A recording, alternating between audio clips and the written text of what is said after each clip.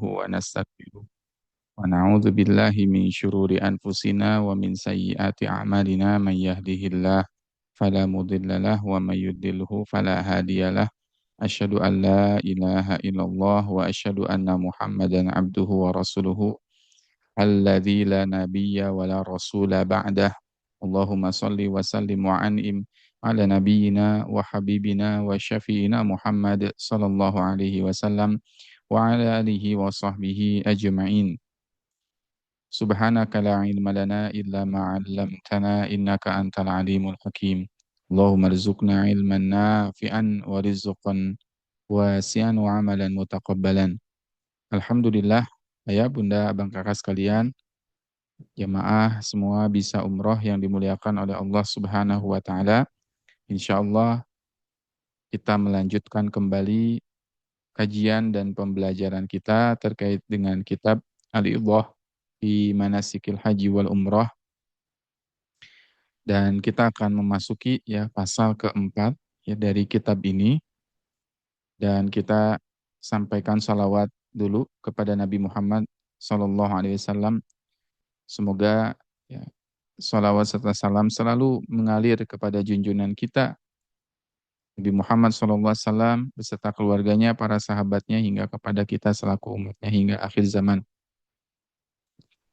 Berangkat haji atau berangkat umroh itu bukan hanya ibadah pribadi saja.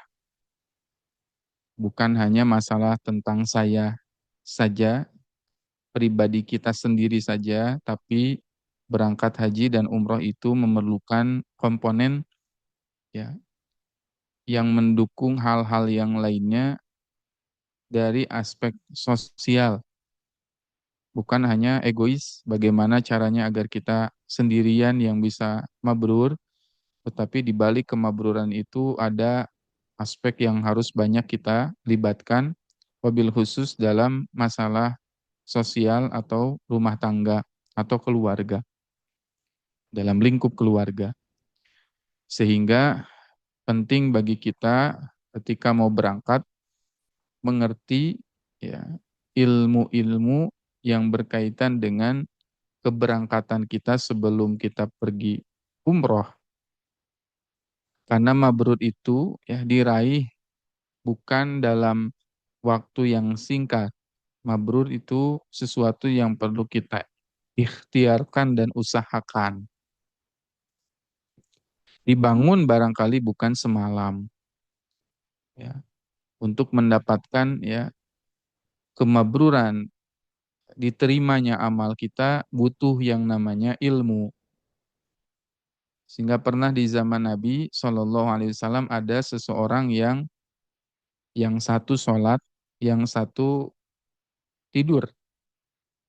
Ada dua orang di dalam Masjid Nabawi, satu sholat, satu tidur. Nabi SAW bertanya, siapakah yang paling ditakuti oleh setan? Orang yang sedang sholat atau orang yang sedang tidur? Maka semua menjawab, orang yang sedang sholat akan ditakuti oleh setan. Nabi kemudian menjawab, tidak, sebaliknya, orang yang sedang tidur itu justru lebih ditakuti oleh setan dibandingkan orang yang sedang sholat. Para sahabat bertanya, kenapa demikian? Kenapa demikian? Jawabannya adalah, orang yang sholat tadi, dia sholatnya tanpa ilmu. Dia sholat hanya sekedar sholat untuk menggugurkan kewajibannya. Sedangkan orang yang tidur tadi, dia sebelum tidur melakukan adab-adab sebelum tidur. Sunnah-sunnah sebelum tidur. Dia berwudu dulu, dia berdoa dulu, dia berzikir sampai akhirnya dia tidur. Maka setelah itu dia menjadi manusia-manusia yang dijaga oleh Allah ketika tidurnya dengan apa? Dengan ilmu yang dia miliki. Begitu pula dengan umroh atau haji, perlu kita untuk mempersiapkan ilmu yang matang sebelum kita berangkat ke sana. Dengan ilmu kita bisa selamat, dengan ilmu kita bisa terjaga dari godaan setan, dengan ilmu ibadah kita bisa diterima oleh Allah Subhanahu wa taala. Oleh karenanya, mudah-mudahan kita tidak pernah bosan-bosan untuk hadir ke majelis ilmu ini, wabil khusus majelis yang membahas tentang manasik haji dan umroh setiap pekannya, Ya, mudah-mudahan keistiqomahan kita ini bisa melahirkan ilmu yang dengan ilmu itu bisa mengantarkan kemabruran untuk kita semua. Amin ya robbal alamin. Di pertemuan ini kita akan membahas pasal keempat, ar-rabi'ah. Yang keempat, yajtahidu fi irdai walidayh. Hendaklah seseorang yang mau berangkat umroh atau mau berangkat haji, dia bersungguh-sungguh, yajtahid. Yang namanya yajtahid itu berasal dari kata jahada. Jahada itu artinya berjihad, bersungguh-sungguh, betul-betul ya, mengupayakan dan mengikhtiarkan apa? Irdai walidayh. Meminta ridho kepada orang tua. Bab meminta ridho kedua orang tua. Penting sekali kita, bahkan dalam segi ibadah sekalipun, dia harus mendapatkan ridho dari kedua orang tua. Ustadz, bukankah umroh dan haji itu ibadah yang mulia? Betul. Tapi di bab ini Imam An-Nawawi sampai memperingatkan kita untuk bersungguh-sungguh untuk meraih keriduan kita. Kumpulkan kedua orang tua kita. Kalau kita punya mertua, ya, tua kita telepon, kita kumpulkan dan sebagainya, minta izin dan minta ridho dari mereka. Sampaikan saya mau apa? Berangkat untuk umroh atau untuk haji. Berangkat umroh dan haji. Selevel ibadah yang paling tinggi jihad visabilillah pun sama. Ada seseorang yang dia ingin ya berjihad bersama Rasulullah SAW. Kemudian Nabi selalu bertanya, apakah kamu memiliki seorang ibu? Ya, aku memiliki seorang ibu. Kemudian dia tetap bersikukuh untuk berjihad. Kamu punya ibu? Ya Rasulullah, saya punya ibu. Pulang, kata Nabi. Yang lain lagi, dia datang lagi. Saya mau berjihad, tapi ya Rasulullah, kamu punya ibu? Pulang.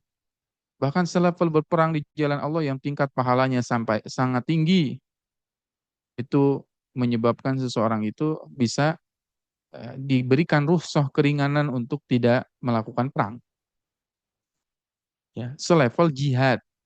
Jihad fisabilillah pahalanya tinggi, tidak ada balasan kecuali surganya Allah Subhanahu wa taala, pun harus mendapatkan ridho dari orang tua. Ya, maka ini menjadi catatan penting ya bagi kita yang mau berangkat ya umroh atau haji, betul-betul harus kita mendapatkan keridhaan orang orang tua, ibu bapak kita, minta keridhaan mereka. Sebab kita tahu nanti ada seorang kisah seorang mujahid. Dia berperang di jalan Allah Subhanahu wa taala, ya, berperang melawan musuh-musuh Allah sampai akhirnya dia terbunuh. Kemudian akhirnya ketika terbunuh, ya, diketahui bahwasannya orang ini ketika berjihad tidak mendapatkan ridho dari kedua orang tuanya. Tidak mendapatkan apa? Ridho dari kedua orang tuanya. Tapi dia sudah mati, sudah wafat. Oleh karenanya nanti ya di dalam Al-Qur'an ada yang namanya suratul A'raf atau yang disebut dengan Ashabul A'raf. Ya. Ashabul A'raf mereka yang berada di tempat yang sangat tinggi, dia tidak masuk surga, dia tidak masuk neraka. Jadi di tengah-tengah, menggantung, tidak ke surga, tidak ke neraka, di tengah-tengah. Ya, nanti kisahnya lebih ya, lebih lengkapnya nanti bisa dilihat di dalam Quran surah surah Al-A'raf ya. Bagaimana ketika akhirnya Ashabul A'raf ini diperhatikan surga, dilihatkan surga, mereka sangat meminta, menginginkan mereka dimasukkan ke dalam surga itu. Ya, ketika diperlihatkan neraka, mereka juga meminta agar dijauhkan dari neraka.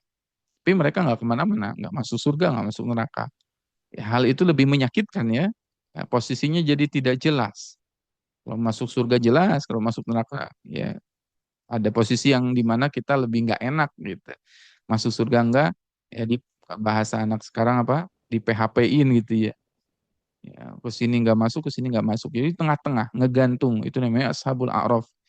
Para ulama berbeda pendapat siapakah yang termasuk Ashabul A'raf. Ya, di antaranya adalah ada yang berpendapat bahwasannya mereka yang berjihad di jalan Allah Subhanahu wa taala, berperang kemudian dia syahid tetapi tidak mendapatkan restu dari orang tua untuk berjihad. Jadi tertahan tidak bisa masuk surga.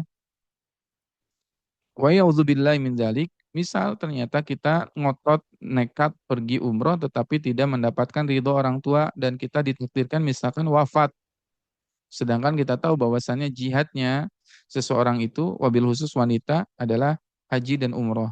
Jihadnya wanita adalah haji dan umroh. Ternyata dia wafat misal. Ketika dia wafat, ya tidak ada ridho orang tua. Bisa jadi dia masuk ke ashabul a'raf. Ya, ashabul a'raf. Nah ini pentingnya bab untuk meminta izin dalam bab hal ibadah sekalipun. Saya pernah mendapat pengalaman ya menarik ketika menghafal Quran ketika di pondok. Selevel kita menghafal Quran saja itu ibadah yang mulia, yang setiap huruf yang kita baca akan bernilai 10 kali lipat. Adakah yang lebih mulia ya bagi seorang anak kecuali dia menghafal Al-Quran kemudian bisa menganugerahkan mahkota untuk kedua orang tuanya yang setiap hurufnya akan berbalas kebaikan. Tetapi ternyata ya pernah satu ketika saya menghafal Al-Quran tanpa ridho dari orang tua, akhirnya mandek. Tidak bisa maju-maju hafalan Al-Quran itu. Ketika konsultasi dengan guru, guru saya bilang, kamu sudah pernah mendapatkan ridho dari orang tuamu? Saya bilang, waktu itu saya belum belum benar-benar meminta ridhonya. Saya seketika langsung disuruh pulang. Pulang kamu ke rumah. Saat itu juga langsung diusir sama guru untuk pergi ke rumah. Jadi di rumah minta maaf, minta ridho. Setelah itu pulang, wallahi, ya biasanya kita menghafal satu halaman, dua halaman, tiba-tiba dalam satu waktu bisa 10 halaman dan sebagainya. Kecepatannya lebih luar biasa. Dari situ saya belajar untuk menghafal Al-Quran saja, ibadah yang paling mulia perlu yang namanya ridho orang tua, apalagi haji atau umroh. Ya, jadi bersungguh-sungguhlah raih ridho kedua orang tua kita sebelum kita berangkat. Bahagiakan dulu mereka, ya, senangkan dulu mereka supaya hatinya ridho ketika kita pergi. Ya, taib. Kemudian wa may yatawajjahu alaihi birruhu wa ta'atahu wa in kanat zaujatan. Serta siapapun yang wajib ia hormati dan taati. Ya, apabila seorang istri hendak berhaji, maka sebaiknya ia memperoleh ridho dari suaminya dan kerabat dekatnya. Ya. Jadi kalau ada seorang wanita yang ingin umroh, kita tidak membahas dulu hukum umroh tanpa safar ya. Tapi ternyata misalkan ada kondisi istri ini mau haji, ya, maka seorang istri yang ketika dia mau pergi haji harus dia mendapatkan ridho dari suaminya dan harus mendapatkan bahkan dari keluarga dekatnya, ya, kerabatnya, ya, dan dianjurkan pula bagi suami untuk menunaikan haji bersama istrinya, ya. Ini anjuran ya bahwasannya di sini ya sampai wa yustahabbu lizauji an yuhajja biha. Ya, dan sangat dianjurkan bagi suami untuk pergi berhaji bersama istrinya. Satu ketika ada seorang suami ya, dia meminta izin kepada Nabi untuk berperang, tapi istrinya ingin pergi haji. Maka Rasulullah memerintahkan kepada orang tersebut untuk membersamai istrinya untuk pergi haji. Ya kata Nabi, ya kamu pergi saja untuk pergi berhaji, bersamailah istrimu untuk pergi berhaji. Saking pentingnya tadi ya, dianjurkannya seorang suami ya untuk berangkat bersama pasangan ketika atau istrinya ya ketika dia eh, berhaji. Kemudian apabila ia dilarang oleh salah satu dari kedua orang tuanya, maka kasus itu dipertimbangkan apabila larangan itu berkaitan dengan haji Islam atau haji wajib. Jadi misalkan gini, ibu kita mengizinkan, ayah kita tidak mengizinkan gitu ya. Nah, maka itu bisa menjadi pertimbangan ya, bisa menjadi pertimbangan. Apalagi ini misalkan menjadi haji ya wajib ya, haji yang pertama kali ya. Ya. Maka larangan tersebut tidak dianggap. Ya, jadi kalau misalkan salah satunya nggak apa, tidak yang satu ridho, yang satu tidak, maka itu dipertimbangkan ya bisa tetap berangkat ya dan tetap disyariatkan untuk berihram meskipun orang tuanya tidak merelakan. Dalilnya apa di dalam Al-Qur'an? Ya bahwasannya kalau mereka melarang, orang tua kita melarang kepada kebaikan, ya maka tidak masalah untuk kita menyelisihi mereka. La ta'atan li makhluqatillah. Tidak ada taat kepada makhluk-makhluknya Allah atau tidak ada taat yang pada orang tua yang membuat kita itu berpaling dari Allah. Taat kepada orang tua, betul kita harus taat dan berbakti kepada orang tua selama mereka tidak mengarahkan kita untuk berbuat dosa dan kemusyrikan atau mencegah kita dari beramal salih. Begitu ya. Jadi kalau misalkan ada case orang tua tidak mengizinkan salah satunya, maka tetaplah boleh berangkat gitu. Meskipun dua-duanya tidak ridho. Lebih bagus ibu bapak ya ridho. Gitu ya. Ibu bapak dan suami ridho. Gitu ya. Kemudian sebab dalam hal ini sang orang tua telah jatuh dalam maksiat karena melarang kewajiban jika ia telah berihram, maka sang orang tua tidak memiliki hak untuk membatalkannya. Jadi kalau misalkan dia sudah berniat, kemudian dia ihram, tidak bisa dibatalkan. Ya, tidak bisa dibatalkan. Ya, lanjutkan saja ya proses hajinya atau umrohnya. Namun jika larangan itu berkaitan dengan haji sunnah atau tatawu, maka ia tidak boleh berihram tanpa izin orang tua dalam hal ini, dan orang tua memiliki hak untuk membatalkannya menurut pendapat yang kuat atau al-asl. Al-asahhu. Jadi kalau ini hajinya bukan haji yang wajib lagi, dia bisa untuk membatalkan ya, membatalkan. Ya dalilnya ketika seseorang bahkan sholat, ya, pernah kita mendengar mungkin kisah Juraij. Ada yang pernah mendengar kisah Juraij? Ayah bunda, siapa yang belum pernah atau yang pernah mendengar kisah Juraij? Ada seseorang yang bernama Juraij yang sudah pernah dengar kisah Juraij, boleh ketik angka satu. Yang belum pernah boleh ketik angka dua. Saya belum pernah Ustadz. Ya, ya siapa Juraij itu? Juraij adalah seseorang yang sangat taat kepada Allah Subhanahu wa taala. Kemudian Juraij ini sangat cinta dengan kebaikan dan punya punya ini ya, beliau itu punya musola, tempat sholat sendiri. Suatu ketika beliau sholat, ibunya manggil, ya Juraij, ya Juraij, berkali-kali. Tapi dia sholat tetap sholat sekali. Ya, beliau sholat terus.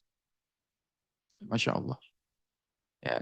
Yang dalam syariat, ketika kita sholat sekalipun, orang tua kita manggil itu harus dibatalkan. Meskipun itu sholat wajib. Menarik ya. Kita sedang sholat wajib. Kita sedang bertemu dengan siapa? Dengan Allah. Tapi orang tua kita manggil, kita harus batalin sholat itu. Padahal kita sedang menghadap Allah. Nah Juraij pada saat itu dia tetap sholat. Dia tetap sholat. Dia tidak batalkan sholat itu. Sampai akhirnya ibunya berdoa. Ya Juraij, semoga engkau ya tidak akan wafat ya, sebelum engkau melihat seorang pelacur. Ibunya bilang, ibunya ngegerutu, ya saya doakan kamu gitu, kamu tidak akan wafat sebelum kamu melihat seorang pelacur. Allahu Akbar. Saking keselnya ibunya ya. Singkat cerita akhirnya ada kejadian ya. Ada seorang wanita yang dia sangat mencintai Juraij. Kemudian akhirnya doa ibunya adalah engkau tidak akan wafat sebelum tersenyum melihat seorang pelacur. Ya. Engkau tidak akan wafat sebelum engkau senyum kemudian engkau melihat seorang pelacur. Singkat cerita ada seorang wanita. Wanita ini mencintai Juraij. Akhirnya dia difitnah ya Juraij difitnah sampai akhirnya musolanya dirubuhkan. Musolanya dirubuhkan. Setelah dirubuhkan kemudian Juraij dibawa ke pengadilan, diarak ya. Sampai akhirnya melihat ya seorang wanita di depan pintunya, kemudian wanita itu tersenyum. Senyum kepada siapa? Senyum kepada Juraij. Kemudian akhirnya raja bilang, tuh kan benar, Juraij ternyata bermain mata dengan wanita wanita tersebut. Wanita tersebut. Kemudian apa yang terjadi? Ya, orang-orang nggak tahu. Ya, padahal itu adalah doa dari ibunya. Ya, doa dari siapa? Ibunya yang berdoa, semoga engkau tidak akan mati sebelum melihat pelacur tersenyum. Saking terjaganya Juraij gitu. Tidak pernah melihat wanita, tidak pernah bergaul dengan wanita dan sebagainya. Di sini juga kita harus hati-hati sebagai orang tua, jangan seucap-ucap, jangan sekata-kata gitu ya, ke anak ngedoain meskipun kita lagi kesal. Ya, akhirnya singkat cerita dituduh ya Juraij adalah yang menghamili wanita tersebut sampai akhirnya Juraij berkata, ya tanyakanlah saja kepada ya bayinya, sehingga ya menurut keterangan ada dua bayi manusia yang bisa berbicara selain Nabi Isa. Yang kedua adalah yang pertama adalah Nabi Isa, yang kedua adalah bayinya Juraij. Bayinya Juraij kemudian mengatakan sesungguhnya yang menghamili ya ibunya itu bukanlah Juraij tetapi ya seorang penggembala sapi. Di situ akhirnya ya Khalifah pada saat itu merasa bersalah, akhirnya eh, memberikan hadiah yang sangat besar. Kemudian Juraij berkata, tidak usah memberikan hadiah yang besar, bangun kembali saja ya musola yang kalian rubuhkan.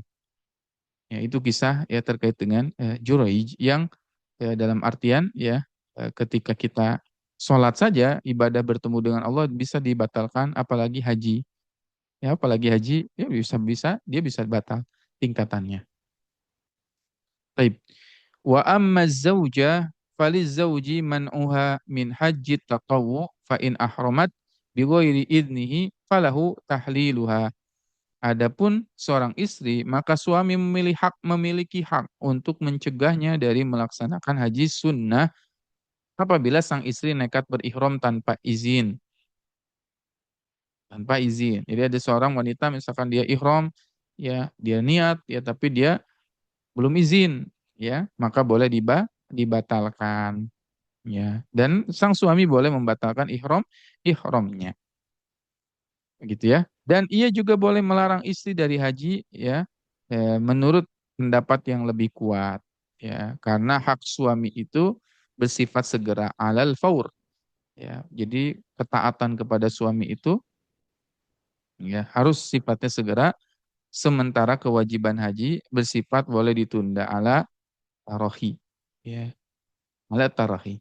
Dia bisa ditunda. Tapi ini kan terjadi di zaman siapa?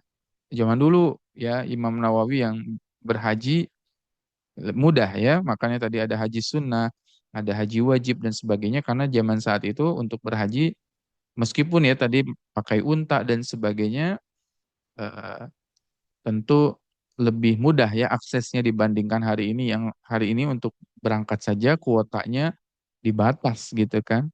Kita saja nunggunya bisa puluhan tahun, 20 tahun dan sekian puluh tahun ya maka ya ini bisa dipertimbangkan begitu ya. Bisa dipertimbangkan untuk meminta izin dan sebagainya ya apalagi kalau eh, sifatnya hajinya haji wajib ya ini kondisi yang mudah ya kondisi haji yang mudah bukan yang sulit seperti sekarang masa tunggunya yang sangat panjang.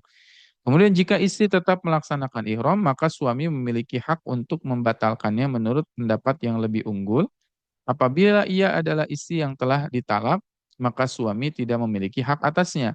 Kalau sudah cerai, ya udah nggak bisa ngelarang lagi. Ya dia mau haji, dia mau melakukan apapun ya boleh. Maka suami tidak memiliki hak atasnya, kecuali jika dalam masa idah dari talak roji'i bisa rujuk. Ya, jadi sedang dalam masa iddah salah satu kuru. Ya, sekitar 3 kali suci, ya, dia ditalak kemudian masa iddah, maka ya suami tadi ya boleh merujuknya lalu membatalkan ihramnya. Ya. Dan setiap kali kami mengatakan bahwa suami boleh menghalalkan istrinya kembali, yang dimaksud ialah memerintahkan untuk menyembelih seekor kambing dan sang istri meniatkan dengan sembelihan itu sebagai bentuk tahallul, keluar dari ihram. Jadi dibatalkan dengan cara apa? Menyembelih seekor kambing. Diniatkan untuk bertahalul. Dan hendaklah ia memotong rambut kepalanya sebanyak 3 helai. Ya, 3 helai. Ya, enggak usah dibotak kalau perempuan. 3 helai aja digunting, kemudian atau lebih ya jika ia menolak untuk bertahalul tadi melepaskan diri dari ihram. Kemudian sang suami tetap diperbolehkan untuk menggaulinya. Ya boleh halal dan istri menanggung dosa karena kelalaiannya. Menarik ya, istri menanggung dosa karena kelalaiannya. Dalam segi ibadah, wanita ketika dia tadi akhirnya niatnya ibadah ternyata bisa menjadi dosa. Niat ibadah bisa jadi dosa ya. Dzalika wa may yu'azzim hurumatillahi fa innaha min taqwal qulub. Ya. Atau ya barang siapa yang melanggar syiar-syiar Allah di Baitullah, ya dia melanggar itu. Maka niatnya umroh itu dapat pahala, niatnya haji dapat pahala, ternyata ya, dosanya lebih besar. Ya, ini yang pernah saya diskusi, kita diskusi terkait dengan kebiasaan para sahabat itu kebanyak. Kalau kita ya, kalau kita tuh biasanya umroh atau haji selalu milih hotel yang paling dekat. Pengennya yang paling jarak berapa? Jarak 0 km kata orang-orang kan, pelataran. Nginjak langsung pelataran gitu kan. Pengennya semua orang pasti yang pernah umroh atau yang mau umroh, pengennya hotel yang paling dekat. Ya, padahal para sahabat zaman dulu, mereka itu sangat takut ya dekat-dekat di Nabawi atau dekat-dekat di Haram. Dan mereka lebih banyaknya tinggalnya di tanah di luar tanah haram. Kenapa? Bukankah di tanah haram itu dikali lipatkan pahalanya di Nabawi 1.000 kali lipat sholatnya. Di haram 100.000 kali lipat pahalanya. Kenapa para sahabat lebih memilih tinggal di luar tanah haram? Kata mereka, bahwasannya dosanya pun dikali lipatkan lebih banyak di tanah haram itu. Sekarang orang misalkan dia hotelnya pelataran sekali. Oh, semakin besar dosanya tuh. Kalau dia melakukan dosa. Ya, ya, jangan dikira pahalanya kita hanya tergiur dengan pahalanya saja kan. 100 kali lipat dan sekian sekian sekian pahala kita dalam melakukan ibadah di sana, tetapi jarang diedukasi bahwasannya dosanya pun berkali lipat. Ya, maka kita perlu berhati-hati tadi ya. Ternyata ada orang yang niatnya ibadah malah jadi dosa, bahkan bisa jadi dosanya lebih lebih besar dibandingkan ibadahnya itu sendiri. Jadi menjadi apa? Qor, ya, menjadi tekor, ya, berkurang gitu. Harusnya ibaratnya eh, dia pulang membawa banyak pahala, wa iyadzubillah ternyata dia pulang membawa dosa yang banyak, ya. Akibat apa? Tanpa ilmu tadi, ya, beribadah tanpa ilmu. Kemudian al-khamisah, yang kelima, liyahris ala antakuna nafaqatuhu halalan khalisatan minasyubhah. Hendaklah seseorang itu bersungguh-sungguh memastikan bahwa biaya yang digunakannya untuk berhaji itu bersumber dari harta yang halal, hartanya harus halal, khalisah, dia juga hartanya itu harus murni, benar-benar ya murni, ikhlas, betul-betul apa? Murni sekali harta itu ya diambil dari yang halal, minasyubuha, dan terbebas dari yang namanya syubhat, ya harta-harta yang syubhat, yang ragu-ragu ini hukumnya halal atau tidak, ya kemudian dia berangkat umroh, nah atau berangkat haji, nah lebih baik kalau itu sesuatu yang meragukan, jangan pakai uang itu untuk umroh atau haji. Fa in khalafa wa hajja bima fihi syubhatun au malin magsubun sahha hajjuhu fi dhahiril hukmi lakinnahu laisa hajjan mabruran. Kata Imam An-Nawawi, apabila ya ternyata ia melakukan haji dengan harta yang syubhat atau harta yang diambil dari kata gosok. Gosok itu mencuri, korupsi ya kalau zaman sekarang. Banyak tidak orang yang haji dari korupsi? Banyak ya. Adalah mungkin ya beberapa orang dia pergi karena korupsi. Termasuk dia mungkin antriannya, nyerobot antrian. Ada orang yang karena punya orang dalam antriannya jadi dicepetin. Nah itu termasuknya gosip ya. Merampas orang lain. Ya kuotanya harusnya dia berangkat kapan, tiba-tiba dia jadi dipercepat, ya ternyata pasti itu ada satu yang dikorbankan yang harusnya memang berangkat tahun itu. Itu masuknya kepada gosip. Kalau orang tersebut tidak tahu, tidak mengapa. Tapi kalau dia tahu, ya berarti dia sudah gosip ya, dia sudah merampas hak orang lain, tidak mabrur hajinya. Ya, bahasa Imam Nawawinya, maka secara lahiriah hukum fikihnya, ya hukum fikih kita akan berbicara hukumnya, hajinya sah, dia melakukan ibadah sah, ya tawafnya, lempar jumrohnya, wukufnya sah, tapi tidak termasuk haji yang mabrur. Tidak termasuk haji yang makbul, diterima. Rugi nggak kita? Kalau haji capek-capek tadi wah Masya Allah ya perjuangannya, umroh luar biasa. Ternyata di sana nggak diterima karena tadi ada gosip merampas orang lain. Hak orang lain kita rampas. Bukankah kita sangat ingin mendapatkan kemabruran? Kenapa kata Nabi? Wal hajjul mabrur, haji yang mabrur laisa lahu, ya tidak ada baginya kecuali surga. Sekarang orang dia pergi haji tapi hajinya tertolak, ya dia nggak bisa mendapatkan surga, gitu ya. Dan sangat kecil kemungkinannya untuk diterima di sisi Allah Subhanahu wa taala.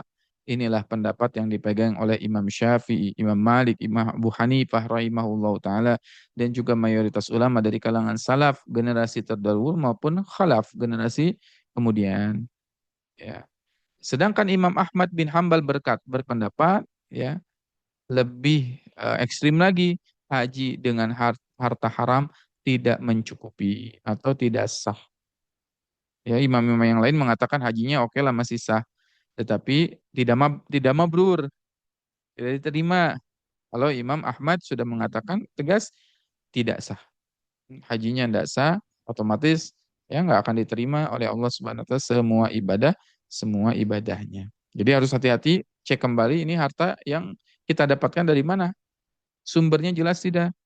Tidak samar-samar halal atau tidak, toyib atau tidak, begitu ya. Jangan sampai kita pergi dengan harta yang halal atau tadi gosok ya, gosok itu mencuri kuota. Sekarang banyak kasus masuk raudhah bayar ya, tasrih ya, diperjualberikan ya.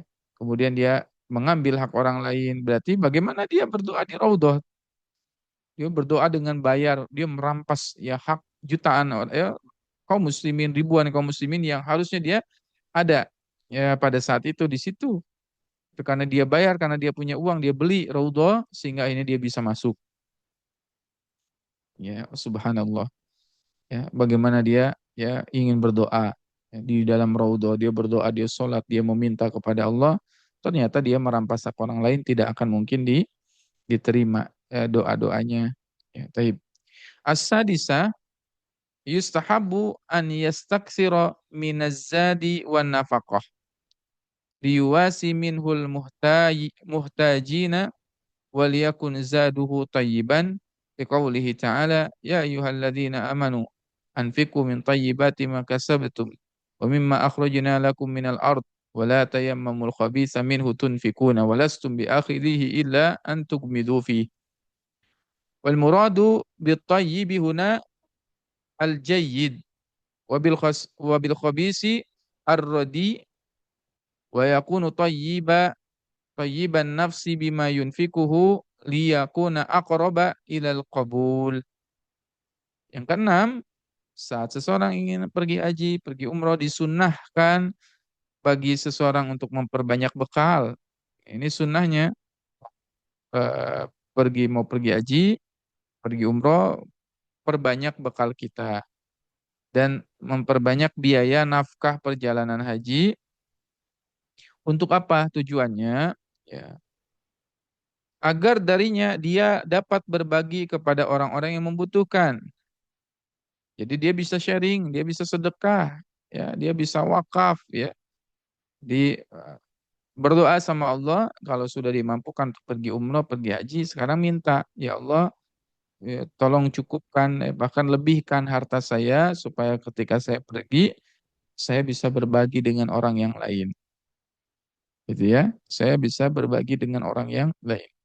Dan hendaklah ya harta yang dijadikan bekal itu juga berasal dari harta yang baik dan bersih. Sebagaimana firman Allah, ya ayyuhalladzina amanu, wahai orang-orang yang beriman, anfiku min thayyibati ma kasabtum. Infakkanlah sebagian dari harta usahamu yang baik. Wa mimma akhrajna lakum minal ard, dan keluarkanlah ya hartamu itu dari apa yang dikeluarkan untukmu dari bumi. Wala tayammamul khabisa minhu tunfikuna walastum biakhidhihi illa an tughmidu fi. Dan janganlah kalian itu tayammamul khabisa, apa? Memberikan sesuatu yang jelek ketika bersedekah. Walastum biakhidhihi illa an tughmidu fi. Meskipun ya kamu ngasihnya itu yang jelek, yang buruk, yang kamu sendiri pun gak mau menerimanya. Itu bab tentang sedekah. Jangan sampai kita berinfak, bersedekah yang kita ngasih yang jelek kepada orang lain, yang kita sendiri pun tidak mau untuk menerima yang buruk itu. Kan banyak orang, udahlah kasihin aja dah. Ya, mendingan kasihin aja sesuatu itu yang kita miliki, ini sisa nih, kasihin aja. Kita sendiri nggak mau dapatin hal itu. Ya, wala tunfiku, ya, wala tayammamul khabisa minhu tunfikuna walastu biakhidhi illa antum fi. Hal itu sangat dibenci ya. Kalau misalkan kita punya sesuatu yang lebih baik, ya, tapi kita malah memberikan sesuatu yang buruk, atau kita sendiri pun nggak mau kalau dikasih yang seperti itu, ya, kan banyak orang yang ngasihnya yang jelek-jelek. Termasuk siapa nih petugas-petugas haji atau petugas yang mengatur masalah urusan apa makanan jemaah haji. Sering ya ditemukan makanannya nggak layak, makanannya udah basi. Itu dosa besar ketika dia ternyata sengaja ya menyuguhkan itu. Ya, padahal di ayat Al-Qur'annya wala tayammamul khabisa minhu tunfikuna walastum biakhidhihi illa an tughmidu fi. Dosanya sangat besar. Tadi kata saya pahalanya besar, dosanya pun sangat besar. Makanannya nggak layak, makanannya nggak tepat waktu, ya. Yang seandainya itu dikasih ke dia pun dia nggak mau makan, ya. Ya. Kemudian as-sabi'ah yang ketujuh, yustahabbu tarkul mumahakati fima yashtarihi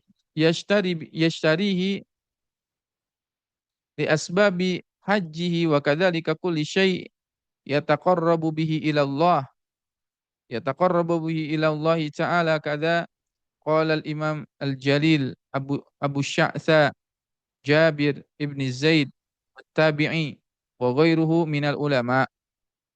Kemudian yustahab, sangat disunahkan, tarkul mumahakah, meninggalkan sikap untuk berdebat. Ya, jadi nggak boleh yang umroh banyak debat gitu. Debat sama siapa? Sama pasangan, sama istri, sama pasangan, sama keluarga, sama eh, se apa? Serombongan, banyak debat gitu. Banyak komplain gitu. Jangan ya ketika kita pergi haji atau umroh. Banyak berdebat, banyak menyelisihi ya tour leadernya, mutawifnya, ya amir safarnya, ya dia selalu berdebat. Ya itu tidak diperbolehkan. Kemudian ya enggak boleh juga ya menawar berlebihan. Tidak boleh tawar menawar berlebihan dalam pembelian segala hal yang berkaitan dengan keperluan ibadah hajinya. Kalau berkaitan dengan bab haji atau sesuatu yang kita butuhkan, ada ihram, kita beli mukena, misalkan apapun yang diperlukan untuk perlengkapan haji, udah nggak usah nawar-nawar lagi. Itu keperluan ibadah kita ya, nggak usah banyak-banyak menawar. Sekarang orang-orang tuh berbangga-bangga ya menawar paling sadis. Oh, saya menawarnya dapat sekian loh. Oh, saya dapat sekian, saya dapat sekian. Subhanallah. Ya, tentu bab tawar-menawar silakan boleh-boleh saja dalam muamalah yang lain. Tapi kalau sedang haji atau sedang umroh, kata Imam Nawawi lebih baik ditinggalkan. Apalagi nawarnya berlebihan. Ya, ada penjual dia bilang 100 real, ya, ditawarnya 5 real. Ya, 100 real ya. Ya, dia cuma tawar udah 5 real aja, 20 real aja nggak masuk.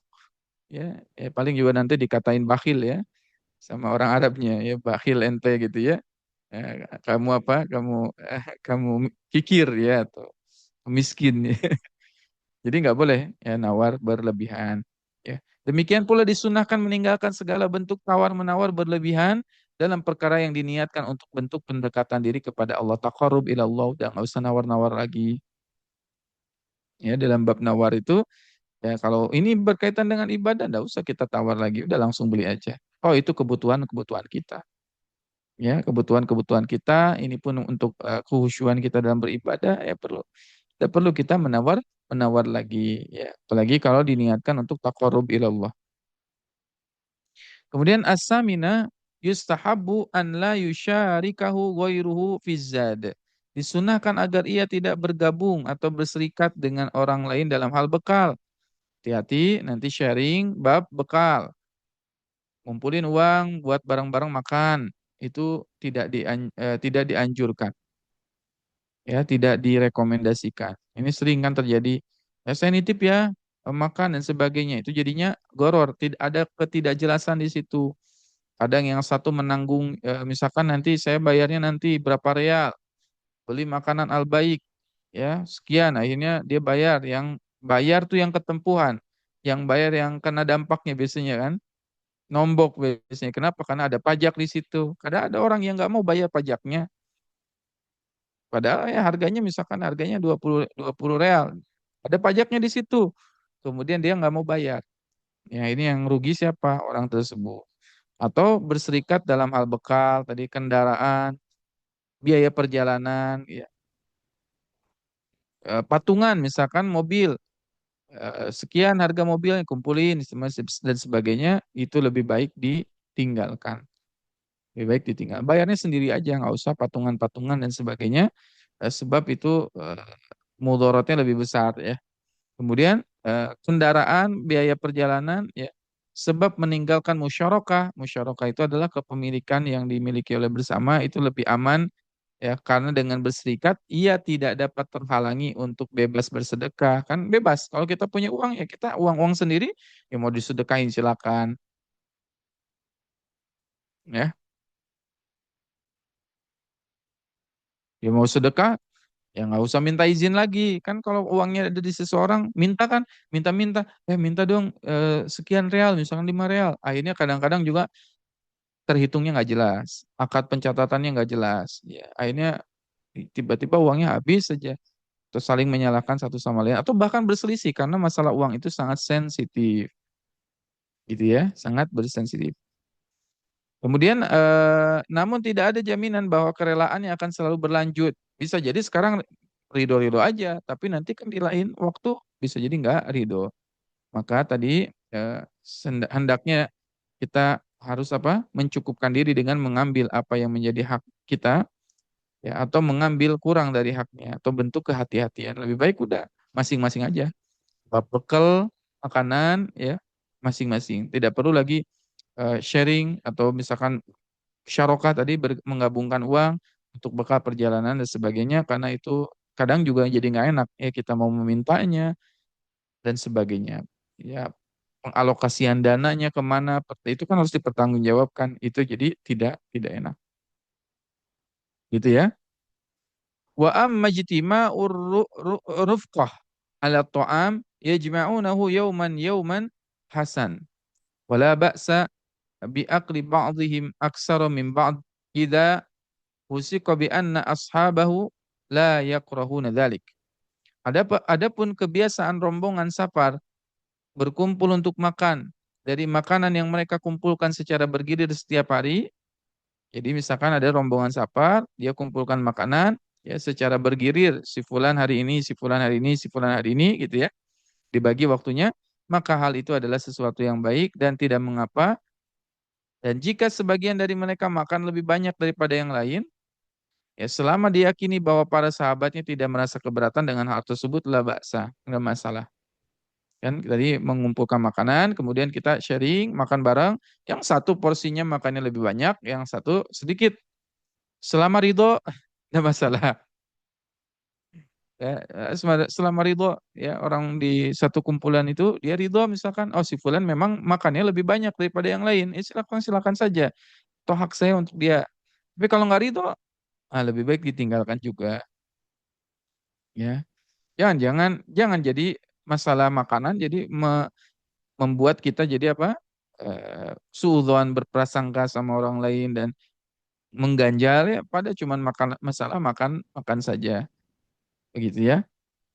Ya, adapun tadi mengumpulkan makanan tadi untuk makan bareng-bareng ya, atau bergilir tadi ya, itu tidak masalah ya tidak masalah. Kalaupun ada yang mengambil hak lebih banyak, tapi makanan dia lebih banyak, itu pun tidak masalah selama ridho ya selama ada keridoan. Jangan sampai tidak ada keridoan di dalamnya. Fa lam yasik lam yazid ala qadri hissatihi wa laysa hadha min babi riba fi syai' faqad sahhatil ahadis fi khalt sahabah radhiyallahu anhum zadahumullahu ridhan. Maka jika seseorang tidak yakin terhadap kejujuran dan keadilan teman sekafilahnya, kalau kita ragu nih, ini jujur atau enggak, dia bisa adil atau enggak, hendaklah ia tidak mengambil lebih dari bagiannya sendiri, dan ini sama sekali bukan termasuk dalam kategori riba. Yang makan tadi, ya, dia tidak termasuk menjadi riba. Karena telah sahih di dalam berbagai macam hadis tentang kebiasaan para sahabat. Semoga Allah meridhai mereka dan menambah keridhaannya kepada mereka. Ya, taib. At-tasi'ah yustahabbu an yuhassila markuban qawiyan wa tayyiban warrukubu fil haji afdalu minal masyi ala madhhabis sahih. Kesembilan, disunahkan bagi seorang untuk menyediakan kendaraan yang kuat, ya, kendaraan yang nyaman, ya, dan mengendari kendaraannya ketika berhaji itu lebih utama daripada berjalan kaki menurut pendapat yang paling sahih dalam berbagai macam mazhab. Jadi sunnahnya itu naik kendaraan kuat ya, yang nyaman, kemudian juga itu lebih utama ternyata dibandingkan dengan jalan kaki. Ya, di dalam Al-Quran, Quran surat Al-Hajj, wa'adzin fin nasi bil haji ya'tuka rijala wa ala kulli dhamiri ya'tina min kulli fajjin amiq. Liyashhadu manafi'a lahum wa yadhkuru ismallahi fi ayyamin ma'lumatin ala ma hadakum ila akhir ayat. Wa'adzin fin nasi bil haji ya'tuka rijala wa ala kulli dhamiri ya'tina min kulli fajjin amiq. Dan serulah manusia untuk pergi berhaji. Ya, maupun dalam keadaan rijalan dia berjalan kaki, ya. Wa ala kulli dhamirin atau dia menaiki unta-unta, yaitu min kulli fajjin amik yang mereka datang dari berbagai macam penjuru, ya, penjuru. Nah, maka ternyata yang disunnahkan itu adalah ya yang memakai kendaraan, bukan yang berjalan kaki, begitu. Itu bagusnya ya. Sekarang ya kita pakai pesawat ke sana ya nggak usah pakai unta. Ustadz, kenapa di dalam Qur'annya tidak ada naik pesawat? Ya, begitulah Al-Qur'an meringkas sesuatu yang umum ya sehingga bisa dimaknai ya luas maknanya. Mana dalilnya Ustadz kita pergi naik pesawat berarti kita nggak sunnah karena kan naik pesawat haji itu umroh itu sunnahnya naik unta. Nah, itulah pemahaman yang keliru atau pemahaman yang terbatas.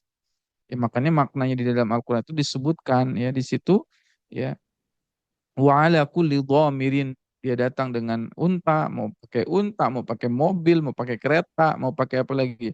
Ya kapal pesiar ya. Kan unta itu simbol ya. As-safinatul bahar. Maaf, safinatul bar, kapal darat. Ya, ada kapal laut, ada kapal darat. Kapal darat itu orang Arab menyebut unta itu safinatul bahar, safinatul bar ya, seperti kapal yang berlayar di daratan. Adapun kapal safinatul bahar ya kapal pesiar ya, kapal laut. Ya maka itu kias ya. mau pakai pesawat, mau pakai apapun kendaraannya, ya mau pakai mobil, mau pakai motor, mau jalan kaki dan sebagainya, gitu ya. Tetapi ala kulli hal, menurut Imam Nawawi yang paling utama adalah ya menaiki kendaraan daripada berjalan kaki. Wa qad sabata fil ahaditsis sahihah anna Rasulullah sallallahu alaihi wasallam hajja raqiban kanat rahilatuhu zamilatah wa yustahabbul hajj ala rahli wal qatabi dunal mahamili wal hiwad lima dzakarnahu minal hadisis sahih wa li'annahu ashbahu bit tawadu' wa la yaliku bil haji ghairu tawadu' fi jami'il hayatihi wa ahwalihi fi jami'i safarihi. Dan telah sahih dalam berbagai macam hadis bahwa Rasulullah SAW berhaji dengan berkendaraan. Nabi SAW pergi haji menggunakan kendaraan. Dan kendaraannya adalah zamilah. Zamilah itu adalah unta yang biasa membawa beban dan perlengkapannya. Ya, ada zamilah, ada rohilah. Ya, ada yang di lain ya, di apa namanya unta jenis rohilah. Siapa rohilah?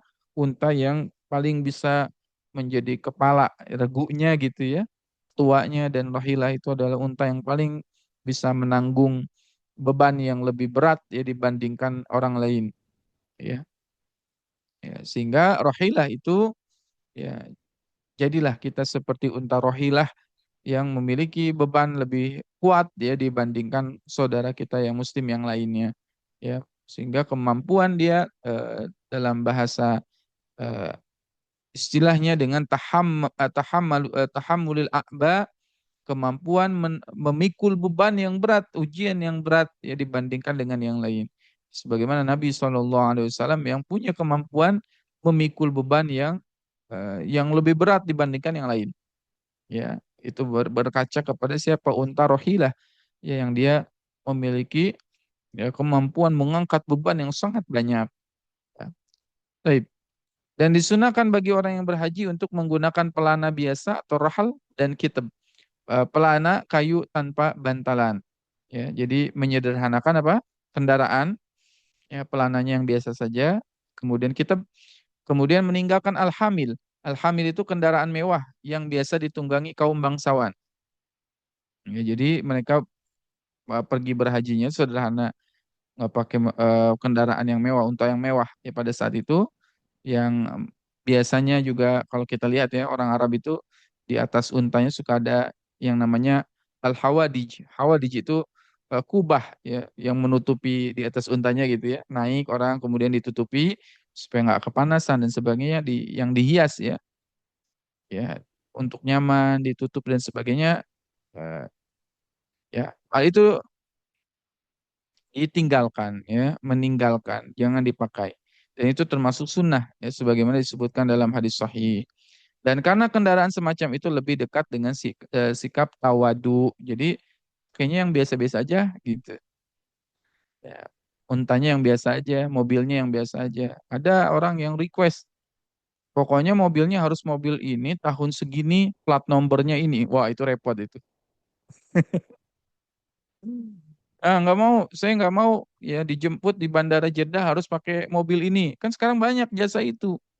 Allahu Akbar, saya kena iklannya lagi. Ya, ada misalkan ini, oh, kami bisa menjemput kamu dengan mobil apapun di Bandara Jeddah untuk pergi dari Jeddah ke Mekah ke hotel kamu dengan kendaraan yang dipilih. Subhanallah. Ya, ini mau umroh atau mau balapan, ya, mau umroh atau mau apa gitu. Ada, ya, seorang ustadz cerita, Ustadz, saya pernah bimbing jamaah, dia nggak mau naik ya kendaraan kecuali naik mobil tentu ya, mobil yang mahal, harganya 1 miliar 2 miliar. Kalau nggak pakai itu saya nggak mau. Ya, dan warnanya harus spesifik, harus hitam Ustadz. Cari sampai ketemu. Allahu Akbar, ini mau kemana gitu ya? Ya, Subhanallah. Sampai sekarang ada jasanya. Ya, mau dipakai mobil privat, mau pakai kemana gitu ya?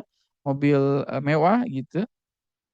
Subhanallah itu menjauhkan dari sikap tawadu dan ini udah diprediksi sama Imam Nawawi ya dan itu ya bukan main ya dari zaman Nabi pun ada ya, orang-orang yang seperti itu, dan tidaklah pantas bagi seseorang yang sedang menunaikan haji untuk bersikap selain dari tawadu dalam penampilannya dan seluruh keadaannya sepanjang perjalanan. Jangan terlalu mencolok, ingin dilihat sebagai orang kaya, ingin dilihat sebagai orang yang mampu, tawadu, rendah hati, pakaian dan sebagainya sederhana, kan. Wasawaun fima dzakarnahul markubul ladzi yashtarih. Dan sama saja dalam perkara yang telah kami sebutkan, apakah tunggangan itu milik sendiri atau dibeli, mau mobil sendiri, mau sewaan, hukumnya tetap disunahkan. Wayam bagi ida, ya, wayam bagi ida taro an yudhirul jammalu jami'a ma yuridu hamlahu min qalilin au kasirin wa yastardiyahu alaihi. Fa in kana yashukku alaihi ar-rahlu li'udhrin kadha'fin aw illatin fi badanihi aw nahwi dzalika fala ba'sa bil mahmil bal huwa fi hadzal hal mustahab. Dan sama saja dalam perkara yang telah kami sebutkan, apakah tunggangan itu milik sendiri, mau kita beli ataupun mau kita nyewa, hukumnya disunnahkan tetap bersahaja. Dan sebaiknya apabila seseorang menyewa hewan tunggangan, ia menjelaskan kepada pemilik hewan penggiringnya seluruh barang yang akan dibawanya, baik sedikit maupun banyak, serta memperoleh kerelaannya atas hal tersebut. Didata kopernya berapa gitu ya. Ada berapa koper, barang kita yang dibawa apa aja, itu termasuk dari sesuatu yang dianjurkan ternyata. Ya, makanya ya bagus ketika di SBU ada pendataan koper, dipoto dulu ya, kopernya yang mana gitu. Barangnya yang mana, barang kita ya dijelasin, jangan sampai over bagasi. Ini kendala seluruh jemaah haji Indonesia. Seringkali apa? Over over bagasi. Rela enggak gitu. Jangan sampai tidak rela ya. Kemudian apabila perjalanan di atas pelana terasa berat baginya karena suatu uzur, kalau ternyata naik ontanya atau itu ya nggak bisa dia uzur gitu ya, akhirnya dia lemah tubuhnya, sakit dan sebagainya, maka tidak mengapa baginya menggunakan mahmal. Mahmal itu tandu ya. Kalau di tahun dulu ya, mungkin ada yang pernah ngalamin gitu ya, atau lihat video dokumentasi orang yang berhaji tahun itu biasanya ada yang ditandu ya, ditandu gitu kan. Nah, itu tidak masalah ketika memang dia sakit atau lemah tubuhnya atau ada uzur. Bahkan dalam kondisi seperti itu penggunaan mahmal tersebut dianjurkan, disunahkan. Atau sekarang misal case-nya adalah kursi roda. Ya, orang tawaf atau orang misalkan sa'i nggak bisa, nggak mampu, sakit. Itu sangat sunnahnya dia pakai kursi roda. Meskipun dia mampu, meskipun dia mampu. Ustaz saya mampu, ya, memaksakan diri untuk itu, untuk sa'i, untuk tawaf, padahal dia lemah tubuhnya, ndak boleh. Ya, ibadah dalam kondisi mencelakakan diri itu hukumnya tidak boleh. Wa in kana yashukku alaihi ar-rahlu wal qatabu ririyasatihi wartifai manzilatihi au nasabihi au amalihi au syarafihi au jahihi au sarwatihi au muru'atihi au nahwa dzalika min maqasidi ahli dunya lam yakun dzalika udhran fi tarki sunnati fi ikhtiyari rahli wal qatabi fa inna Rasulullah sallallahu alaihi wasallam khairun min hadzal jahili bimiqdari nafsihi wallahu a'lam.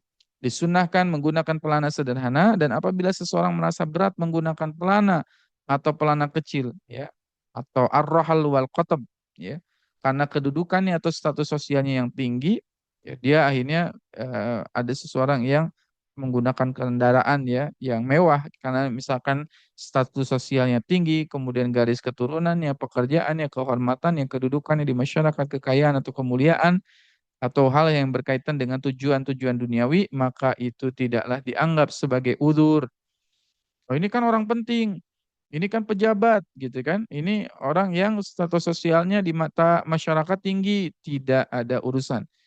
Ya, itu kan berkaitan dengan tujuan-tujuan duniawi dan itu tidak dianggap sebagai udzur yang membolehkan untuk meninggalkan sunnah menggunakan rohal dan al-qatab. Nah, sesungguhnya Nabi Shallallahu Alaihi Wasallam lebih baik dibandingkan orang-orang yang bodoh terhadap kadar dirinya sendiri dan Allah Maha mengetahui. Jadi Nabi lebih mulia ya. Nabi pun nggak pakai yang seperti itu. Ya, kita kadang-kadang harus malu ya. Nabi itu sederhana ketika umroh atau ketika haji. Ya, kita pengennya neko-neko. Bahkan saya selalu mengatakan ya bahwasannya fasilitas yang kita nikmati hari ini lebih baik dibandingkan fasilitas yang Rasulullah Shallallahu Alaihi Wasallam miliki. Mobil perjalanan dari Madinah misalkan ke Mekah ya, dari Jeddah ke Mekah dan sebagainya menggunakan bis.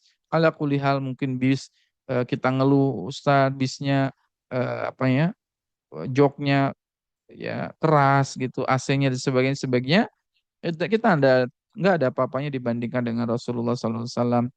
Ya tinggal hotel jauh Ustadz, ngeluh-ngeluh. Zaman dulu ya Rasulullah bagaimana tinggal pun di tenda dan sebagainya. Tidak usah banyak mengeluh begitu kan?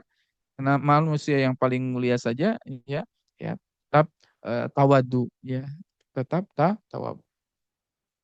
Wa yukrahu rukubul jalalah. Ya, dan dimakruhkan menunggangi al-jalalah. Apa itu al-jalalah? Al-jalalah hiya naqatu awil ba'ir alladhi ya'kulul adirah. Di hadis sahih. Ya, dan dimakruhkan untuk menunggangi unta betina atau jantan yang memakan kotoran manusia. Ya, setiap unta yang dia makan sembarangan, ya, itu tidak diperbolehkan. Ya, sebagaimana hadis sahih dari Ibnu Umar radhiyallahu anhu yang berkata Rasulullah melarang menunggangi al-jalalah dari kalangan unta. Ya. Terakhir yang 10, al-ashira yajibu alaihi idza arada al-hajj an yata'allama kaifiyatahu wa hadha fardu ain idla tasihul ibadatu mimman la ya'rifuha. Ke-10, yajib wajib bagi orang yang hendak melaksanakan haji atau melaksanakan umroh an yata'allama kaifiyatahu untuk mempelajari tata cara pelaksanaannya manasik. Wajib dari awal tahu, oh ini ihram, ini apa, ini tawaf, ini sa'i, ya, ini lempar jumroh, ini nanti mabit, ya, dan seterusnya itu yajibu alaihi idza aradal hajj an yata'allama kaifiyah. Kaifiyahnya harus diperbaiki. Wa hadza fardhu ain, dan ini adalah fardu ain. Bukan fardu kifayah yang bisa diwakilkan, yang bisa dititipkan. Udah nanti ikuti aja mutawif atau pembimbing haji dan sebagainya. Enggak, setiap dari kita harus mempelajari ya an yata'allama kaifiyatahu, mempelajari kaifiyahnya, dan dia termasuk fardu ain illa tasihul ibadah mimma la ya'rifuha, sebab ibadah tidak sah dari seseorang yang tidak mengetahui tata caranya. Ya, ini nyambungnya ya. Wa yustahabu an yastashiba ma'ahu kitaban wadihan fil manasik, dan sangat dianjurkan untuk apa? Membawa sebuah kitab yang jelas, yang tuntunannya sangat lengkap ya terkait dengan bab manasik. Jadi kita harus bersamai ya diri kita dengan buku atau kitab yang membahas tentang bab manasik jami'an lima qasidiha, ya, yang menghimpun semua tujuan-tujuannya, wa an yaduma mutala'atahu, dan untuk apa? Ya, dia memutolaah mengulang-ulang kembali ya. Wa yukriraha fi jami'i tariqatihi litasrifa mutahaqqiqatan indahu. Wa man akhalla bihadza kifna alaihi an yarji'a bi ghairi hajjin li ikhlalihi bi syartin min syurutihi aw ruknin min arkanihi aw nahwa dzalika. Wa rubama qallada katsirun minan nasi ba'da awamin Makkah wa tawahhama annahum ya'rifuna al-manasik fa'taraf fagtarra bihim wa dzalika khata fahishun wa tawahhama annahum ya'rifunal manasik fa'tarra bihim wa dzalika khata'u fahishun. Disunahkan baginya untuk membawa serta sebuah kitab yang jelas dan ringkas tentang manasik yang mencakup tujuan-tujuannya serta menyeluruh, dan hendaklah ia terus-terus menerus membaca mengulang-ulang isi kitab tersebut sepanjang perjalanannya hingga pemahaman akan manasik itu benar-benar tertanam dalam benaknya. Dan barang siapa yang meremehkan hal ini, maka kami khawatir ia akan pulang dari hajinya tanpa pahala haji, tanpa pahala umroh. Banyak orang-orang yang, Ustadz, sekarang udah tawaf, doanya apa Ustadz? Ustadz, sekarang saya di Raudhah, apa yang harus saya lakukan? Ustadz, saya sedang apa yang harus dilakukan? Subhanallah, padahal dia sedang melakukannya. Ya, dia kenapa nggak belajar? Pada banyak waktu di perjalanan, di mobil, ya ketika mau ya perjalanan dari Madinah misalkan ke Mekah, kenapa nggak dia pelajari? Karena tidak menganggap penting. Udah nanti juga dipandu sama ustadz sama mutawif. Nanti juga dibimbing kalau nggak bisa bacaannya. Orang-orang yang meremehkan hal ini, maka dikhawatirkan kata Imam Nawawi, ya tidak akan dapat pahalanya. Kemudian, ya, kenapa bisa? Karena dia telah meninggalkan suatu syarat-syarat dari syaratnya, dia juga meninggalkan satu rukun dari rukun-rukunnya, dan perkara lain yang semisal dengannya. Dan terkadang sebagian orang mengikuti perilaku sebagian masyarakat awam di Mekah. Orang awam di Mekah, Ustadz, orang awam di Mekah kok gayanya kayak gitu? Tuh orang sini juga nggak? Orang aslinya sini aja kayak gini kelakuannya, kita ikuti. Jangan. Dari segi pakaian, dari segi gaya, fashion, apalagi kadang-kadang mereka lebih beda ya, ya. Tidak sesuai juga. Mentang-mentang ini Arab semuanya kayak oh ini kayak gini, enggak juga. Ya tetaplah mereka pun meskipun tinggal di Arab, mereka pun manusia biasa ya. Dengan sangkaan bahwa mereka memahami seluk-beluk manasik. Banyak ya hal-hal yang orang Arab sendiri pun sering kali keliru ya. Sering kali keliru ya. Dari segi apa? Dari segi saya pernah sholat gitu ya dengan orang Arab dari segi tampilan seperti syekh ya seperti orang yang apa namanya orang yang berilmu ya janggut dan sebagainya pakai sorban sholat di musola bareng ya kemudian kita ketika sholat ternyata subhanallah ruku sujudnya lebih cepat daripada ya mobil F1 ya mobil balap mobil itu sut sut sut Allah Akbar Allah Akbar Allah Akbar ya kita aja yang mudah nggak kekejar ya jangan dinormalisasi orang oh ini mentang-mentang orang Arab ya kayaknya bagus dan sebagainya ternyata mereka ibadahnya sholatnya juga tidak benar al-fatihahnya tidak benar jangan disangka mentang-mentang di sana dia lebih paham dari kita enggak juga tidak semuanya ya ya ya tapi kan itu orang Arab Ustadz iya ya Abu Jahal pun orang Arab gitu kan ya Abu Lahab pun orang Arab gitu tapi enggak semua itu bisa diterima begitu saja ya kadang-kadang ada perilaku-perilaku tidak semuanya ya beberapa aja eh, jangan dinormalisasi ya dinormalisasi sama istri kalau lihat orang Arab kadang-kadang kita mikir ya cadar orang-orang Arab itu kan pendek-pendek gitu kan. Cadar orang-orang Arab pendek-pendek gitu kan bahkan kalau beli cadar di sana banyak yang pendek-pendek gitu kan. Kenapa ya gitu kan? Kita diskusi sama istri. Ya, jangan dinormalisasi. Oh tuh orang Arab juga cadarnya pendek-pendek ya kita pun juga beli gitu. Seakan-akan itu menjadi patokan syariat. Ya tidak. Tetap yang dianjurkan yang menutupi dada dan sebagainya. Termasuk jilbab, termasuk cara berpakaian, ya, termasuk cara makanan, ya memakan sesuatu. Tetap kalau itu tidak sesuai dengan syariat Islam tidak perlu kita ikuti. Wallahu a'lam bisawab. Ini yang bisa kita pelajari pada kesempatan malam hari ini. Insya Allah nanti pekan depan kita masuk ke bab al-hadiyah al-ashrah. Bab ke 11 ya, pembahasan 11 tentang mencari teman saat safar. Allah alam biswab. Insya Allah, terima kasih Ustadz. Jazakallah khairan kasiron atas materinya malam ini, kajian malam ini. Masya Allah, semakin dalam kita mempelajari kitab Al-Idho ini, semakin banyak hal-hal baru yang saya pahami Ustadz, yang justru selama ini sangat berkebalikan dengan adat ataupun tren dunia travel umroh dan haji yang ada di Indonesia. Semoga makin kita berilmu, makin dekat pula kita menuju kemabruran. Amin amin ya robbal alamin. Bagi teman-teman yang ingin bertanya, boleh teman-teman untuk raise hand. Kita berikan kesempatan untuk bertanya. Pertama kepada Ibu, sebentar, Ibu Astri. Silakan Ibu Astri. Baik, terima kasih. Assalamualaikum warahmatullahi wabarakatuh, Ustadz, Pak Evi, dan semuanya teman-teman. Eh, Assalamualaikum Ustadz. Waalaikumsalam warahmatullahi wabarakatuh. Maaf lagi flu, jadi suaranya mungkin terdengar nggak ya? Terdengar, terdengar. Oke. Mau tanya seputar mahram Ustadz.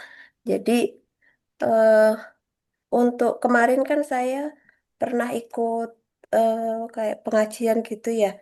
Terus kalau untuk perempuan single yang suaminya udah meninggal, kalau mau haji itu kan wajib ada mahramnya ya Ustadz ya. Sedangkan kalau kita tahu saat ini antriannya kan panjang ya Ustadz ya. Walaupun ada ibaratnya orang tua masih ada, terus kemudian saya juga ada anak laki-laki gitu. Nah, kalau saya daftarnya sendiri itu gimana ya Ustadz ya untuk Iya. mahramnya? Itu pembahasan berkaitan dengan mahram dan sebagainya sebenarnya pekan depan. Ya, pekan depan. Oh, oh gitu. Belum, belum kita bahas. Tadi saya sedikit bahas juga terkait dengan hukum safar dengan sendirian begitu ya. Atau ketika berangkat ya, harus ada mahram atau tidak. Nah, itu pembahasannya insya Allah pekan depan. Jadi tidak dibahas sekarang. Baik, terima kasih Ustadz. Nah, mudah-mudahan nanti bisa apa namanya bisa bisa bergabung lagi. Insya Saya Allah. supaya Terima. penasaran juga kan. Nanti ikhtilaf di kalangan ulama ada dua pendapat. Saya secara garis besar saja ya. Ada yang membolehkan, ada yang tidak membolehkan. Gitu. Nah, terkait dengan wanita yang berangkat sendirian haji karena suaminya wafat gitu ya. Nanti apakah dengan mahram dan sebagainya. Nanti insya Allah lebih dalamnya kita akan bahas pekan depan insya Allah. Baik, terima kasih Ustadz. Sama-sama. Terima kasih Bu Astri, semoga menjadi semangat ya rasa penasarannya untuk mengkaji masalah bab mahram ini. Insya Allah terjawab lebih lengkapnya lagi di minggu depan. Selanjutnya silakan kepada Ibu Ade Aprilaya Ravenska. Silakan. Terima kasih Mbak Evi sebelumnya. Assalamualaikum warahmatullahi wabarakatuh. Untuk semuanya yang hadir, Assalamualaikum juga untuk Mbak Evi. Pak Ustadz, aku mau tanya perihal berhaji atau umroh yang tadi disampaikan sebelumnya itu sebaiknya kita bersahaja saja dalam hal apapun. Tetapi yang saya mau tanyakan konteksnya gini, kita berniat nih, misalnya umroh dulu deh sebelum berhaji. Sebelumnya saya mau bawa umroh misalnya anak sama suami. Nah, karena keadaan suami yang tidak memungkinkan bisa berjalan jauh gitu, sebelumnya niat untuk cari travel umroh atau hotel umroh itu yang dekat-dekat saja gitu. Nah, itu gimana ya Ustadz? Kontaknya kan bersahaja nih, tapi kita maunya tuh milih hotelnya jangan yang jauh-jauh ya, atau cari hotelnya yang sesuai dengan kriteria. Jangan bawa anak tuh, jangan yang pakai bis ya gitu. Misalnya itu gimana ya Ustadz hukumnya? Baik. Hukumnya boleh. Hukumnya boleh. Jadi boleh ya Ustadz? Boleh. Jadi gini, saya jelaskan dulu yang dimaksud bersahaja itu seperti apa. Begitu. Jadi jangan di-image-kan, di apa namanya, di mindset-kan bersahaja itu harus miskin, harus apa? Menderita, harus hotelnya jauh, harus apa lagi? Pakaiannya jelek Harus gitu ya. Enggak seperti itu. enggak seperti itu Bukan maksudnya. seperti itu. Jadi gini, bersahaja atau dalam konteks tasawuf ya, zuhud. Zuhud itu sering dimaknai oh kita yang baju yang lusuh saja begitu ya. dan sebagainya.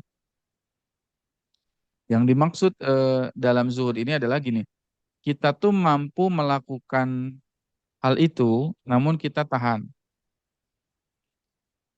Misal ada seseorang mampu ya bayar hotel lebih daripada itu. Contoh ada hotel yang semalamnya di Haram itu ya, Masjidil Haram bisa sampai 40 juta sampai ratusan juta. Pernah dengar nggak hotelnya? Pernah Ustadz. Ya Pernah ada pernah kan ya, browsing juga ya Ustadz. artis-artis gitu kan ya, hotelnya di situ dan sebagainya sekian ratus juta per malam, subhanallah. Dia mampu tidak menurunkan itu? Nah, Enggak. mampu dari ratusan juta ke sekian puluh juta ya bagi dia murah. Nah, ketika Oh dia iya. dari 100 ke 40, dia lebih memilih yang 40, bagi orang itu bersahaja itu 40 juta. Itu ya bagi orang kaya. Mm-mm. Bersahajanya segitu. Dia mampu yang lebih besar tapi dia rem aja deh, turunin aja. Itu yang dimaksud bersahaja. Dah harus kita jauh. Hmm. Saya milih yang jauh banget itu ya. Itu juga menyiksa diri kita dan nggak maksimal juga dalam beribadah, tidak masalah. Gitu Hmm. ya. Jadi Jadi yang dimaksud niatnya bersahaja untuk itu memaksimalkan ibadah gitu ya, ya Ustadz. ya itu boleh ya. Boleh ya. Bagian dari menampakkan karunia yang Allah berikan kepada kita dan bentuk syukur kita gitu. Boleh gitu. Ada Alhamdulillah. kisah seseorang kemudian dia melatih diri untuk zuhud. Di kulkasnya dia banyak sekali es krim. Es krim. Kemudian ada seseorang bertamu. Dibuka kulkasnya, ternyata di kulkasnya banyak sekali es krim. Terus dia bilang, oh orang ini nggak zuhud. Orang ini nggak zuhud. Nah kita nggak bisa menilai secara kacamata yang ibaratnya samar. Kita masih nggak tahu. Kenapa? Ternyata orang ini lagi melatih dirinya untuk zuhud. Maksudnya gimana Ustaz? Lah wong kulkasnya penuh sama es krim. Terus ditanya, dikonfirmasi ke orang itu, kenapa kamu di kulkas kamu banyak sekali es krim? Kamu nggak zuhud. Kata orang ini, saya ini udah level nurunin ke level zuhud yang paling rendah. Karena biasanya es krim saya yang harganya, yang baskin-baskin itu ya, yang harganya satu skupnya 200.000. Sekarang saya beli ini ya 200.000 satu kardus. Oh, dia sudah zuhud. Jadi level kezuhudan dan level kebersahajaan seseorang itu beda-beda. Begitu. Nah, kita mampu lebih besar lagi, lebih mahal lagi, tapi ya udah kita turunin aja. Nah, itu udah masuk ke ranah zuhud. Kita mampu misalkan bayar hotel 10 juta per malam ya udah, tapi kita nyarinya yang 5 juta per malam itu udah bagian dari bersahaja, meskipun bersahajanya pelataran gitu. Gitu ya. Jadi ndak harus bukan tentang soal jarak, bukan tentang soal paling membuat kita jadi miskin dan sebagainya. Kita mampu. Rasulullah mampu nggak untuk umroh atau haji pakai kendaraan yang terbaik? Mampu tidak?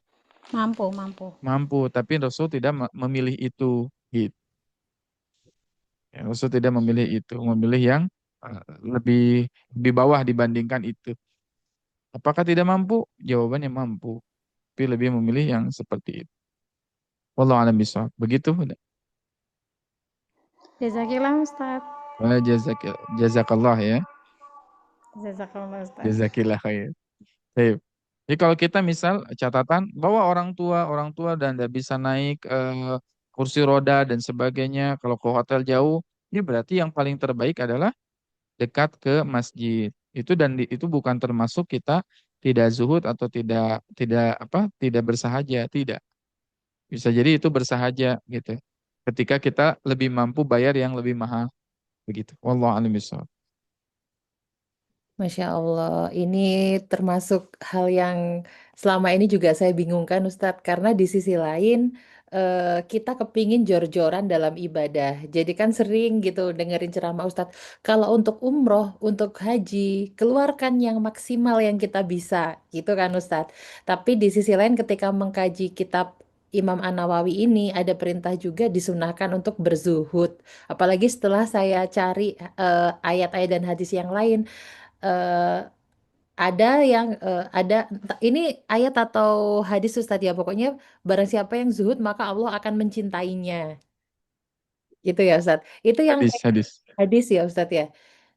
Lalu saya berpikir seperti ini benar nggak Ustadz? Jadi misalkan ini Ustadz, andai saya berkemampuan untuk sebetulnya saya bisa berumroh dengan fasilitas terbaik. Tapi saya juga kepingin jor-joran.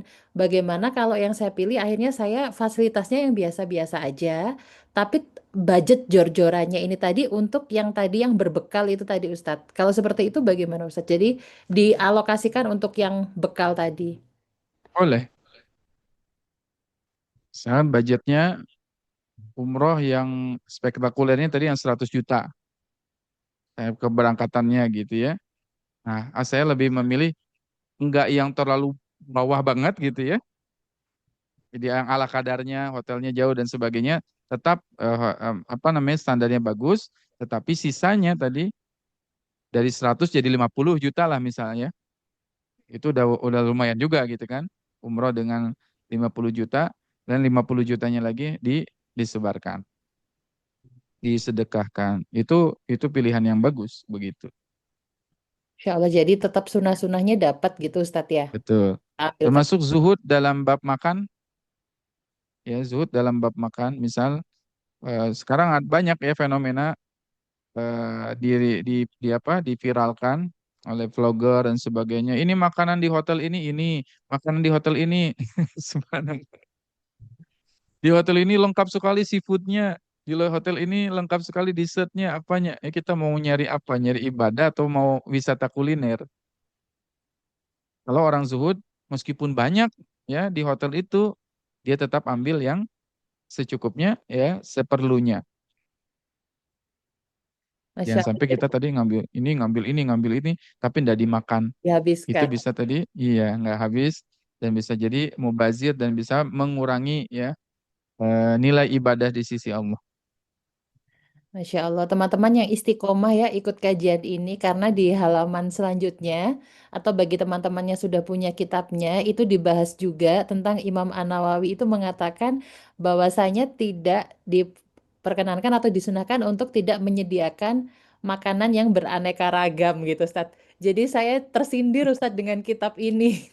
Apalagi kalau kita di hotel tuh kan menu buffet atau prasmanan tuh kan banyak sekali Ustadz. Apalagi kalau di Hotel Bintang 5 malah ada menu versi Eropa, versi Arab, versi Indonesia. Ternyata kitab ini walaupun sudah ratusan tahun yang lalu memang masih relate Ustadz ya dengan kehidupan saat ini. Masya Allah. Selanjutnya teman-teman, selanjutnya dua pertanyaan lagi ya Ustadz ya. Ini dari Silakan. Mbak Uta, silakan.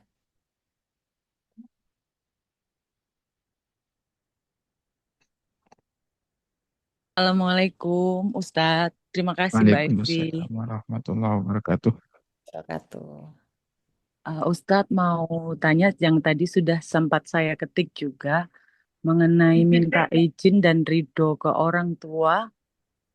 Itu ada seorang ibu eh, bilang bahwasanya anaknya umroh 100 kali pun nggak akan diterima. Begitu Ustadz, bagaimana Kenapa? eh, anak dan ibu ini sering berselisih paham gitu. Memang tidak Baik, tidak cocok gitulah. Bagaimana? betul. Iya, Baik. Apa hukumnya begitu? Apakah umrohnya diterima atau tidak begitu ya? iya, Atau bagaimana hukum perkataan itu? Baik. iya, Doa tidak akan diterima ketika doa itu berisi kata-kata yang buruk. Jadi kalau ada seseorang bilang, kamu umroh 100 kali sekalipun tidak akan diterima oleh Allah, itu merupakan perkataan yang buruk. ya, perkataan yang khabis, buruk ya. Dan itu doa yang seperti itu tidak akan diterima dan itu akan tertolak, ya, akan tertolak. Jadi tidak masalah, tidak perlu bersedih hati ya terkait dengan itu, hal itu ya meskipun itu adalah perkataan seorang orang tua, perkataan seorang ibu begitu ya. Jangan khawatir itu perkataan yang memang ya tidak baik ya, perkataan yang buruk yang memang tidak serta-merta langsung otomatis dikabulkan oleh Allah. Allah akan melihat dulu ini konteksnya siapa yang benar, siapa yang salah, dan Allah yang maha mengetahui segala isi hati. Gitu. Kadang-kadang banyak orang yang mengklaim, ya orang tua yang mengklaim, kamu tuh anak durhaka gitu ya. Padahal bisa jadi dia sebagai orang tua lah yang durhaka begitu. Nah kita nggak pernah tahu begitu ya, karena nanti disebutkan juga ada orang tua yang durhaka, bukan hanya anak yang durhaka. Ya, begitu ya. Wallahu a'lam bishawab. Ya. Eh, jadi untuk minta izin, minta ridhonya tetap dilakukan meski orang tua bicara seperti itu. Betul? Ya. Tetap dilakukan dan tadi dibahas ya oleh Imam Nawawi kalau ada salah satu di antara kedua orang tua yang tidak mengizinkan maka tidak mengapa tetap aja berangkat Iya. begitu. Terima kasih banyak Ustadz. Sama-sama. Assalamualaikum warahmatullahi wabarakatuh. Waalaikumsalam warahmatullahi wabarakatuh. Selanjutnya pertanyaan silakan Kak Cynthia. Assalamualaikum Ustadz, terima kasih Mbak Evi. Izin tanya, bagaimana hukum haji dengan lamanya antrian atau waktu tunggu saat ini? Apakah umroh saat bulan Ramadan bisa menjadi solusi? Terima kasih Ustadz. Baik, bisa menjadi solusi nanti di dalam hadis umroh di bulan Ramadan seperti haji bersama Nabi. Di situ ada kalimat seperti. Yang namanya seperti bisa iya bisa enggak. Saya selalu mengatakan umroh di bulan Ramadan seperti berhaji bersama Nabi, syarat ketentuan berlaku. Yang seperti apa dulu? Banyak orang yang tertarik dengan umroh haji, umroh di bulan Ramadan setara dengan haji dan sebagainya, sebagainya, sebagainya, tapi dia nggak punya ilmu lagi tadi. Dia berangkat bingung juga, ya. Bagaimana bisa setara dengan haji bersama Nabi? Kita pengen yang setara dengan hajinya, tapi ilmunya nggak mau belajar, mau mengkaji ilmunya. Tiba-tiba pengen berharap seperti haji. Saya sangat meyakini umroh setara dengan haji bersama Nabi bagi siapa? Bagi mereka yang mempersiapkannya. Yang punya ilmu, yang berangkat dengan ilmu akan berbeda. Dan saya pernah diskusi ya dengan Mbak Evi, orang yang berangkat udah punya ilmu dengan gak punya ilmu tuh sangat jauh perbedaannya. Ya, sangat jauh bedanya ya. Dia akhirnya orang yang punya ilmu banyak belajar dulu sebelum berangkat. Dia dimaksimalkan ibadah di sana. Kalau orang yang nggak punya ilmu, ya apa namanya berangkat ya berangkat aja. Tahu-tahu pulang 9 hari ya. Oh udah selesai, nggak kerasa ya. Ya padahal ya, padahal bisa dia maksimalkan. Begitu ya. Makanya nanti rutin ikutan kajian seperti ini supaya kita punya ilmu. Yang tadi kata Imam Nawawi, orang yang beribadah tanpa ilmu bisa jadi tidak sah ibadahnya. Nauzubillah min dzalik. Begitu ya. Allah alam bisawab. Insya Allah, terima kasih Ustadz untuk jawabannya. Dan juga teman-teman, karena waktunya juga sudah menunjukkan pukul 9:30, apalagi ada teman-teman kita juga yang berasal dia dari luar Jawa, sehingga saya tutup kajian malam hari ini. Semoga ilmu yang kita dapat hari ini bisa menjadi jembatan kita untuk meraih kemakburan. Pesan saya terlebih untuk teman-teman yang akan berangkat umroh di bulan Ramadan ini, waktunya sudah semakin dekat, apalagi sekarang sudah menginjak bulan Rajab. Seperti yang disampaikan Ustadz Wildan, bulan Rajab itu bukan hanya bulan untuk kita berlomba-lomba mengumpulkan amal, tapi juga bulan untuk kita menjauhi dosa. Karena bulan Rajab ini dosanya teman-teman itu lebih ya Ustadz ya, lebih ibarat dikalikan tuh lebih dari bulan-bulan yang sebelumnya. Begitu pula tadi yang disampaikan Ustadz bahwa eh, ketika kita lebih dekat lagi dari masjid, maka itu bisa kita pertimbangkan, kita harus semakin menjaga sikap kita harus melatih. Jadi kita gunakan bulan Rajab ini sebagai bulan latihan kita untuk menghindari dosa. Karena hati-hati, beberapa bulan lagi kita sudah datang ke Masjidil Haram, ke Masjid Nabawi, kita harus mulai menyiapkan ilmunya sehingga kita bisa menghindari dosa-dosa. Karena jangan meremehkan dosa-dosa di sana, itu akan lebih lagi daripada dosa-dosa yang kita lakukan di Indonesia. Sekian kajian kita malam hari ini.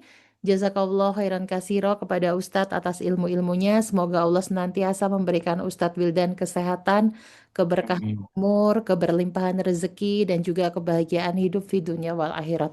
Amin amin ya rabbal alamin. Kita tutup kajian kita malam ini dengan bacaan hamdalah. Alhamdulillahirabbil alamin. Dan juga Alhamdulillahirobbilalamin. istighfar, astaghfirullahaladzim, dan doa kafaratul majelis. Subhanakallahumma wa bihamdika asyhadu an la ilaha illa anta astaghfiruka wa atubu ilaik. Astagfirullah wa Mohon maaf atubu teman-teman ilaik. apabila ada kurangnya selama sesi kajian malam hari ini. Selamat beristirahat dan berkumpul bersama keluarga. Wassalamualaikum warahmatullahi wabarakatuh. Waalaikumsalam Warahmatullahi warahmatullahi wabarakatuh. Waalaikumsalam wabarakatuh. warahmatullahi